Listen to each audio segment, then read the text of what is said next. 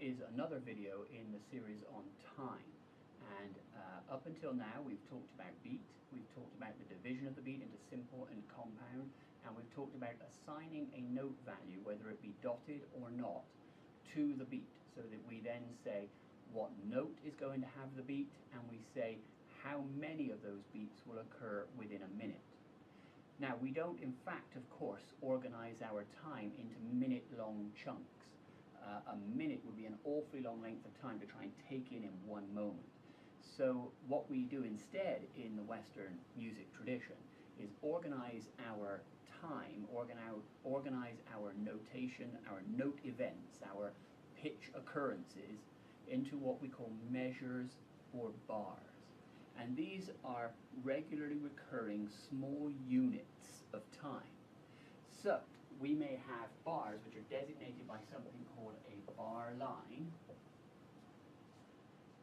We may have bars that occur, or measures, because they measure the unfolding of time.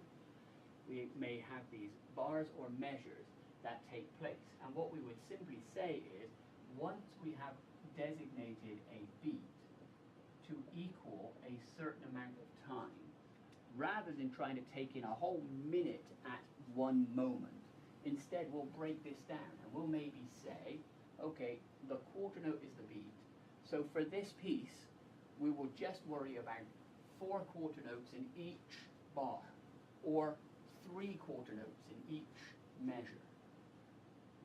So that way we don't have to worry about 60 quarter notes happening in one great long moment. Instead, we break it down, we focus in on a much more understandable and a much more able to be conceived and thought of unit. And that unit would be much smaller.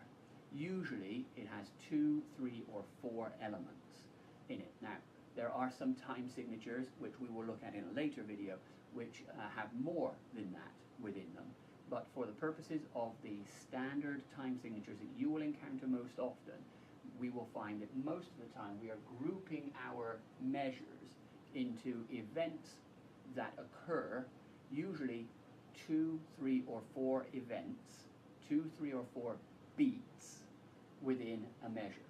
So we will say that this measure will have 3 beats, as will this one, as will this one, and for the next foreseeable amount of time in this piece of music, we will have 3 beats in each measure. Or we will say, this measure will have 4 beats, and so on.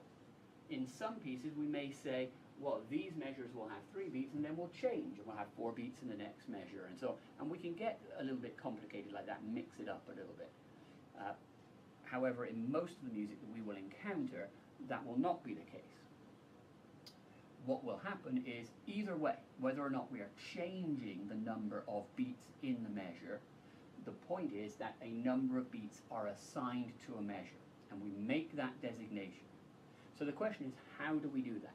How do we assign a certain number of beats to a measure? And remember, our beats can be simple or compound. So how do we assign beats to a measure in such a way that they are simple time or they are compound time? That will be the purpose of the next video. So the point that I want you to get across today, I want you to understand today, short video, but it's important that you understand these shorter concepts that are all building towards the larger picture. And the short concept that I want you to get today is the idea that we choose in Western music to organize our music into measures. And the way we do that is that we assign a note to a beat. We then assign that beat to a number of times that it will occur, so that we know how fast or how slow it's going to go. And then we say we are going to put a certain number of beats in each of these measures. So we may say we are going to have 3 beats in each measure. Or we may say we're going to have 4 beats in each measure. Or whatever it might be. And we get to decide that. And most of the time, in the type of music we are dealing with, most of the time, you will have 2, 3, or 4 beats.